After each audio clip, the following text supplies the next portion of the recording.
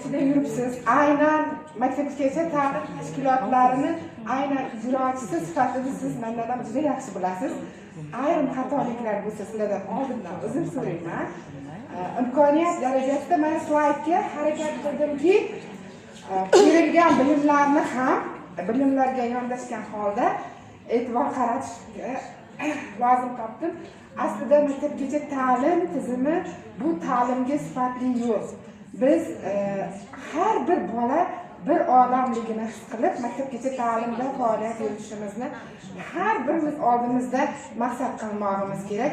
Mana intellektual rivojlanish aslida maktabgacha ta'limdan boshlanadi. Zamonaviy ta'lim ham maktabgacha ta'limdan boshlanadi. Shuning uchun biz nimalarga e'tibor berdik?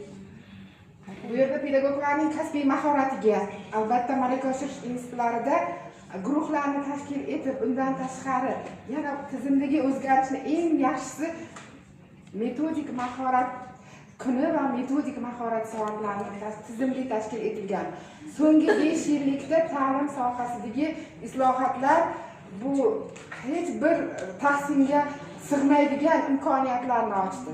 Ya'ni u imkoniyatlarni biz bir lahzada ko'z oldimizga keltiradigan bo'lsak, har bir sohada maktabgacha ta'lim tizimi, maktab ta'limi va undan tashqari oliy ta'limda ham bir muncha o'zgarishlar bor. Ya'ni hammamizning maqsadimiz 21-asr ko'nikmalari asosida bolani shakllantirish.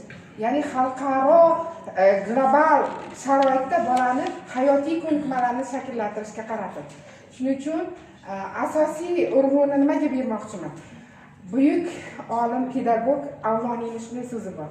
Tarbiya bu hayot yoki mamon, yoki najot, yoki falokat, yoki saodat, yoki u bizga beriladigan shijoatdir degan so'zlar.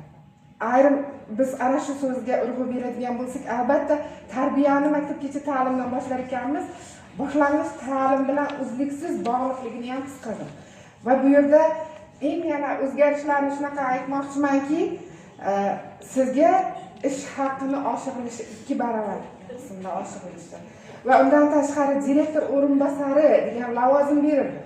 Bu lavozim sizga yangidan berilgan lavozim hisoblanadi va moddiy rag'batlantirishga e'tibor qaratildi. Ya'ni trener sifatida 20% ustama, mentor sifatida ustamalarni joriy qilinishi. Undan tashqari tayanch maktabgacha ta'lim tashkilotlarining tarmog'i joriy bo'lganligi bu juda katta islohot hisoblanadi. Bundan tashqari biz yana pedagoglarni rag'batlantirishdagi va olis hududga mobil